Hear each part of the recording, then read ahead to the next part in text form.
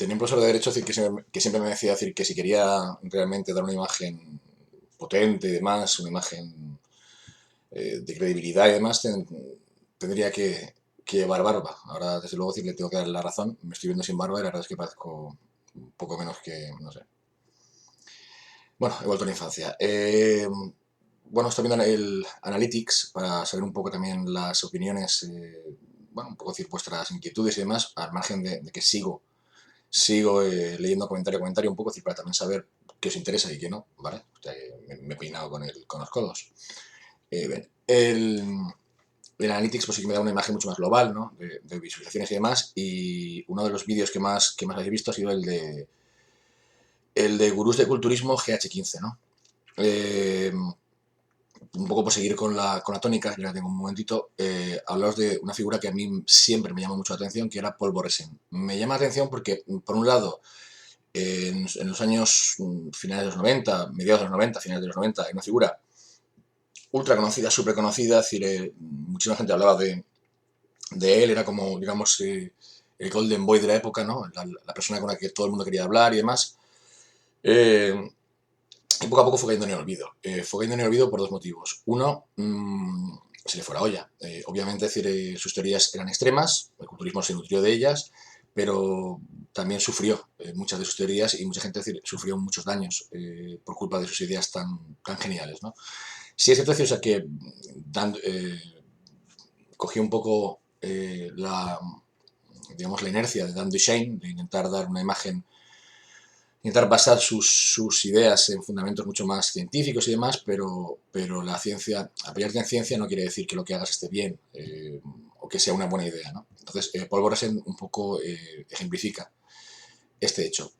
Volviendo un poco a la idea, a la figura de Paul Boresen. Paul Boresen pasará a la historia por ser conocido, o sea, será conocido, o pasará a la historia, que son dos términos de hecho iguales, eh, por las megadosis, ¿no? De hecho, Paul Boresen, digamos que en época de pre-internet, ¿vale? En la cual, pues, a nivel de química os sorprendería lo poco versados que estaban muchos pros, o sea, la época de Lijan y demás, bueno, un poco hacían pues, la cultura popular, ¿no? Lo que venían haciendo, la empírica, y no estaba mal, pero realmente es decir, se dio un salto cuando surgieron ciertas prácticas o usos en torno por un lado, a la insulina y a la hormona de crecimiento, pero paradójicamente, Paul Boresen, en cuanto a insulina, sí es verdad decir que es brutal, de hecho, parte de los protocolos de Paul Boresen luego son recogidos por intelectuales de la talla de Chan Nichols, ¿vale? Así que es el preparador gurú de Coleman, que es un verdadero killer en dosis enormes y brutales y desmesuradas de insulina. De hormona de crecimiento, paradójicamente, es decir, en la época de Paul Boresen estaba menos difundida, entonces, bueno, es cierto que es más, las transformaciones de mediados de los 90 se deben a la hormona de crecimiento, pero no solo. La introducción de la hormona de crecimiento fue una herramienta brutal. De hecho, ahí tenéis a Dorian Yates, que por cierto, tanto Hermie Taylor, Lee Priest, Dorian Yates, todos tenían conversaciones, porque no existía la figura, o existía, pero no a niveles como ahora, del coach, ¿no? De la persona que está. No. Entonces, bueno, hablaban con Paul Boresen, ¿no? Le pedían consejo, ¿no? Puntual, tal. Un poco era su líder espiritual acerca de sustancias prohibidas, ¿no? Pero pues, prohibidas, obviamente, es decir, para competir, ¿no? O sea, pues le pone reglamento. Pero bueno, es decir, de dopaje. Entonces, bueno, es decir, la figura de Paul Boresen era eso, era un poco la oveja negra. De hecho, es decir, el sistema del fitness lo acogió un poco, es decir, porque les interesaba esa especie de imagen de malote, en la cual hablaba de química, como quien habla de chicles, ¿no? Y la industria lo cogió, pero un poco en su declive, pues lo expulsó. De hecho, es decir, Chemical Nutrition, él fue uno de los fundadores, luego lo tiraron fuera. Luego en Biohazard prácticamente la empresa se la medio robaron, no se la robaron, pero un poco decir, lo usaron de imagen, ¿no? Y cuando su imagen cayó un poquito, dijeron, no, tú aquí estás fuera, o sea, queremos mantener la marca, ¿no? La industria de fitness, pues como todas las industrias, hace un poco eso. Usan un cabeza de turco, ¿no? Para usarlo y cuando lo exprimen, fuera. Paul Boresen, yo digo, pues a la historia por las megadosis. Él decía decir que usar cantidades bajas durante mucho tiempo generaba muchos daños. Entonces dijo, ya está, concentro todo eso en un mes, ¿vale? Y pues mucho mejor, porque así podemos descansar y demás. lo que hacía era usar 1 gramo de testosterona, por ejemplo, es decir, al día. Al día. Más luego anabólicos, más luego, o sea, entonces sus 30 unidades de insulina, es decir, en cada ingesta, usaba cantidades bárbaras de hormona de crecimiento, porque 12 unidades son cantidades bárbaras, aunque, como ya digo, Paul Bresen, digamos que este cambio de los 90 se produjo, y Paul Bresen lo ejemplifica muy bien, en el hecho, es decir, de subir las dosis de manera brutal y masiva de esteroides, de introducir la hormona de crecimiento, es decir, en dosis masivas, pero masivas, hablamos de 12 unidades, por ejemplo, es decir, que es una puta barbaridad.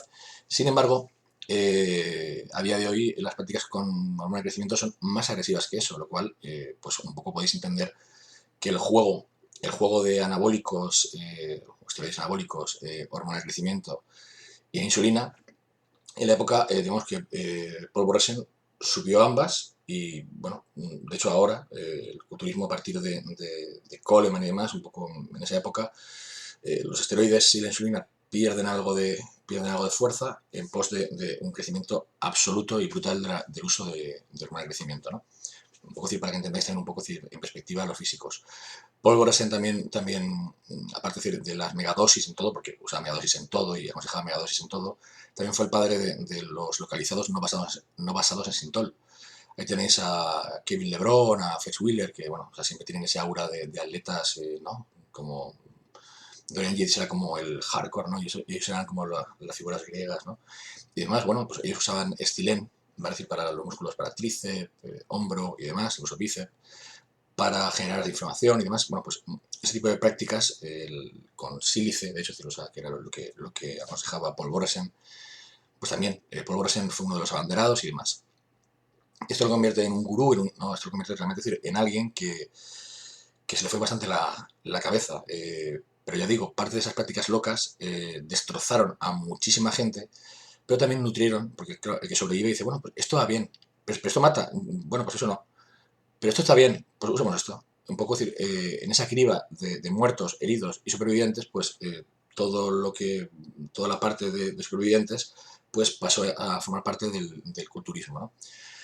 Paul Bresen fue uno de los abanderados del DNP, que tuvo ahora, año 2010 o así, tuvo otro hype, sobre todo decir programas de casa de Reino Unido, aunque también se trasladó al culturismo. El DNP, es decir, mentiría si digo que no lo he visto usar. Y en este hype, pues un poco decir, todos nos dejamos un poco llevar, ¿no? Decir, pues es una sustancia interesante, vamos a ver. Todo aquel que ha probado el DNP, yo nunca lo he hecho, lo digo abiertamente. Todo aquel que usa el DNP creo que o se arrepiente o piensa que hizo el imbécil. El DNP es una de las sustancias más peligrosas que puede tener el culturismo, pero bueno, es que para Paul Bresen era como fumarse un cigarro, literalmente. Usaba DNP, de hecho tenía un combo, una pastilla de DNP mezclado con T3, mezclado con, o sea, una jodida locura, o sea, pero para Paul Bresen era un poco eso. El hecho de usar 50.000 sustancias era parte del juego. Sí tiene opiniones muy acertadas sobre el IGF-1, aunque con matices, pues también un poco disparatado. Tiene ideas locas acerca de usar antibióticos durante todo el año, porque parte de nuestra incapacidad para crecer es porque tenemos pequeñas infecciones. Fueron también un poco ideas de olla, porque Paul Bresen se basaba en ciencia, pero a veces buscaba rizar el rizo. Y también fue uno de los padres del Santo Grial, ¿no? De lo que ahora todo el mundo busca, que es como la sustancia mágica, la combinación mágica para devenir No, porque todo el mundo que siguió a Paul Bresen y siguió sus teorías brutales y no tenía el cuerpo, no tenía, digamos, la capacidad para poder tolerarlo, para poder, pues, ser alguien en este deporte, pues acabó en el hoyo. O en el hoyo, o acabó, decir, realmente muy jodido. El mismo Paul Bresen se puede ver como esta teoría del abuso de sustancias para el rendimiento deportivo también acabó trasladándolas al abismas, digamos, que no sé cómo llamar, recreativas. Sí, es cierto que fue adicto, además lo decía con orgullo, que fue exadicto al Novain, exadicto, o sea, no, adicto es siempre, ¿no? Pero superó una adicción al Novain, que es un opiáceo fuerte, es un opiáceo bastante raro, de hecho, pero bueno, es un opiáceo fuerte. Superó su adicción al GHB, pero sí, no tenía ningún reparo en sus preparaciones incluir verdaderas barbaridades de benzodiazepinas, porque bueno, pero hipnóticos no, porque eso inhibía la hormona de crecimiento. Son las fricadas típicas de gurús, ¿no? Pues bueno, bien. Pero ya digo, Paul Bresen no solamente introdujo, porque siempre nos quedamos con la química, ¿no? Paul Bresen no introdujo solamente estos principios en el culturismo de hardcore, no, hardcore no solamente en química. Su alimentación se basaba en verdaderas toneladas de comida, porque claro, había que aprovechar en esos 30 días, imaginaros, 30 días de hipermegadosis y luego descansos. O sea, llegaba a hacer descansos, algo que hoy en día pues poca gente conoce. Lo que es descansar de química. Ni puentes, ni terapia, o sea, ni TRTs, no. O sea, en fin. En ese sentido sí que era moderado, para que veáis que no todo es blanco o negro. Sí es cierto decir, que Paul Borsen, dentro de esas teorías un poco locas y demás, sí que tenía algo interesante, ¿vale? Pero había que cogerlo con pinzas y yo digo, el culturismo le debe mucho. Bueno, el culturismo de élite le debe ser como es, pero también ya digo, o sea, el daño que hizo fue tremendo. Y volviendo al tema de los puntales, no solamente fue agresivo con el tema química, a nivel de entrenamiento, sus entrenamientos eran brutales, demenciales, al límite, y esto, bueno, pues bueno, su manera de entrenar, Dorian Yates, hoy en día Meadows creo que tampoco se queda corto, eh, pero a su vez lo aparejaba con un consumo digamos, a nivel de calorías era demencial, hacía que sus clientes se despertasen por la noche para seguir comiendo.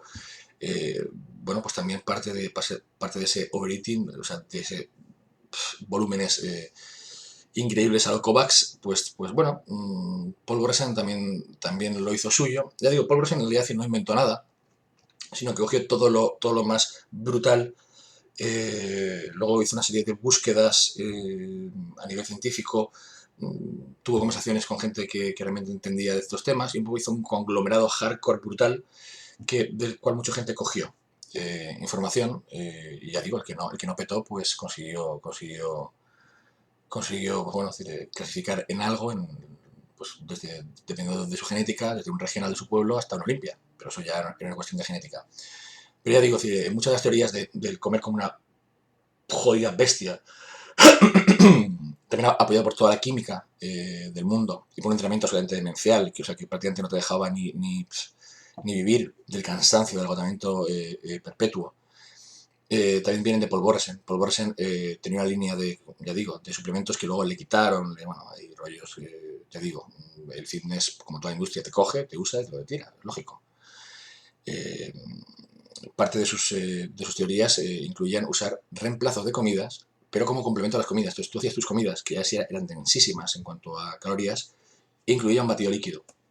Abdómenes, el abdomen estaba, o sea, bueno, el abdomen disparado, o sea, yo digo, parte de los problemas que luego se han visto en el culturismo moderno, de vientres hiperdilatados. Ya digo, no vienen, o sea, Paul Boresen no fue el inventor, pero sí que digamos que generó una especie como de línea de pensamiento, ¿vale? Unificó todas esas burradas, las unió en una y consiguió influenciar a toda una generación. Ya digo, es decir, la generación moderna es mucho más conservadora con muchas prácticas, tanto en calorías como en intensidad o en la misma desgaste del entrenamiento. Incluso en esteroides, decía abiertamente decir que os sorprendería muchas veces el consumo bastante más bajo de lo habitual de esteroides en deportistas de élite, en culturistas de élite. Eso sí, el uso de insulina se mantuvo, aunque se racionalizó, y lo que ha crecido de manera exponencial es el uso de la hormona de crecimiento, que ya digo, sorprende decir porque digamos que sustancias como Rimiten, por suerte, o sea que era también un gran defensor del Rimiten y demás, por suerte se han erradicado del culturismo y quien lo usa, es decir, tiene que saber que se expone a un peligro absurdo e idiota. El DNP, lo mismo, es decir, salvo en círculos muy concretos y, de nuevo, para hacer el imbécil, el DNP ha quedado erradicado. El uso de este masivo, brutal, demencial, absurdo de esteroides también se ha visto, por suerte, reducido. ¿Por qué? Pues prueba de error. La gente veía decir que colapsaba, que generaba unos efectos secundarios brutales. Pues obviamente esto ha ido bajando. Los grandes monstruos actuales se basan en insulina y hormona de crecimiento. Y esa hormona de crecimiento es lo que sorprende. Paul Borsen abogaba por 12 unidades. Perdón. Actualmente quería decir que conozco personalmente a Men's Physique, ¿vale? Que esta dosis de 12 unidades, y hablamos del tío que usaba 1 gramo de testosterona al día o que comía 14.000 calorías o que, ¿no? O sea, ese tipo de hardcore, ¿no? Que murió, es decir, de sobredosis, ¿no? Pues, ese perfil de persona usaba 12 UIs de hormona. Hoy en día 12 UIs de hormona, pues es, bueno, y tiro porque me toca, es muy usual.